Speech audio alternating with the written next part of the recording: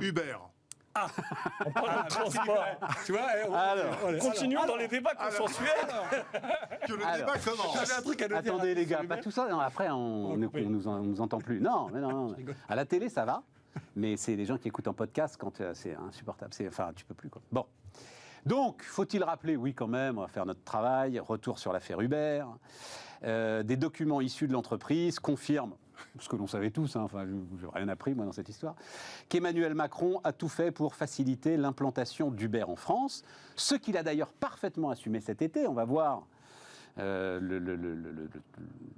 déclaration d'Emmanuel Macron, voilà. Donc, je crois qu'il a dit d'ailleurs « ça m'en touche une sans faire bouger l'autre » à ce sujet. Oui. Ce que n'a pas repris l'AFP, là. Donc, moi, je suis extrêmement fier. Il est très difficile de créer des emplois sans entreprise ni entrepreneur. Je le referai demain et après-demain.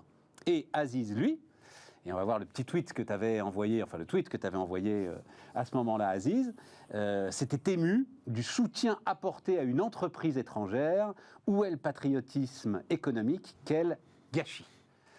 Donc je veux t'entendre défendre la rente de la G7. J'attends ça avec plaisir et avec gourmandise. Pas la rente de la G7, c'est une erreur. C'est pas ce que j'ai dit. Uber n'était pas un taxi.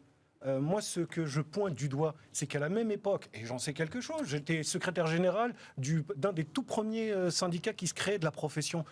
Nous avions des entreprises capables de faire ça. Nous avions la technologie. Le plateau de Saclay, il y avait plein d'ingénieurs qui bossaient déjà sur ces applications, sur cette localisation, etc. Pourquoi on n'a pas mis le paquet sur les entreprises françaises? Pourquoi on est obligé de se ranger derrière la bannière étoilée? Pourquoi on a ce complexe face aux Américains?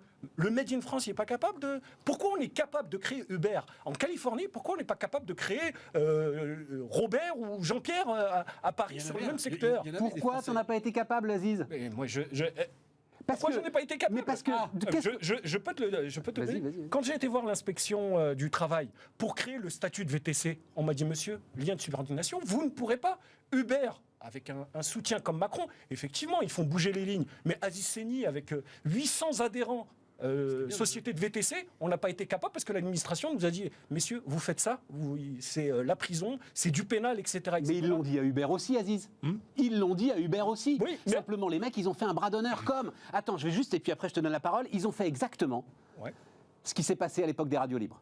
Ils ont fait exactement ce qu'a fait Énergie. À un moment, c'est la phrase de Zuckerberg, « Move fast, break things ». À un moment, tu fais un bras d'honneur à la régulation. Voilà. Je comprends que tu n'aies pas eu envie de le faire, il n'y a aucun problème, mais tu ne peux pas reprotcher à Uber de l'avoir fait. Je viens d'un endroit où quand tu vois du bleu et que tu as été éduqué d'une certaine manière, non, tu fais demi-tour et tu... Non, mais tu comprends, Aziz, c'est ça le sujet, c'est pas le soutien d'Emmanuel Macron. C'est pas le soutien du ministre de l'économie de l'époque qui se faisait défoncer. Etc. C'était facile à 800 de bloquer le périph' et de le faire. C'était facile. C'est les taxis qui ont bloqué le périph'. Non, mais on aurait pu le faire, nous. Nous, on aurait pu le faire. On ne l'a pas fait. Parce que respectueux des institutions, parce que respectueux des individus. Maintenant, s'il faut y aller à la pirate, tu te rends compte le message? Tu te rends compte le message? Pirate. Xavier Niel, croissance pirate. Énergie, radio libre, croissance pirate. Entre avoir une belle boîte et construire un Uber, il y a quand même un pas et il y a une mentalité. Moi, mon tweet, il pointe la mentalité. La bannière américaine vient se planter sur le champ de Mars et on est tous là à s'incliner. Pourquoi enfin, je veux dire, je paye des impôts. J'ai pas envie de dire French first, mais j'en suis pas loin. Moi, ce que j'attends de mes énarques, là, c'est de défendre d'abord les modèles français et pas américains. La différence, c'est quoi? C'est quoi la différence? C'est qu'Uber, il débarque avec 200 millions de dollars. C'est ça, j'y arrivais. C'est que la capacité... donc on arrive à autre chose. Ils débarquent avec 200 millions. Ils sont passés où, ces 200 millions? Combien ont été investis en lobbying? Pour qui? Moi, je pose des questions. Non, ils les ont perdus. Oui, ils les ont perdus. Tu connais le chiffre des pertes cumulées d'Uber? 27 milliards. Ah oui, ils perdent de l'argent, Uber. 27 milliards, mon pote, 27 milliards. Vas-y, pardon. Ce que je voulais, c'est que ce soit une société française. Nous avions les moyens, nous avions les compétences, nous avions la réflexion, nous avions la vision. Et nos énarques ont préféré soutenir une boîte américaine. Moi, c'est mon constat. C'est pas les énarques. C'est les petits bonhommes gris, comme dirait l'autre. Ils ont rien soutenu du tout. Comme le dit. Ils ont laissé faire, c'est pareil. Ils ont laissé faire. Voilà, c'est pareil. Ils ont laissé faire. Parce que tu dis pourquoi tu l'as pas fait. Je peux t'assurer que si Aziz Seni, avec son syndicat de l'époque, il l'avait fait, j'aurais fait la une des colonnes faits divers. Hein. Ça aurait pas été la même. Ça aurait pas été la même. Oui, sans doute.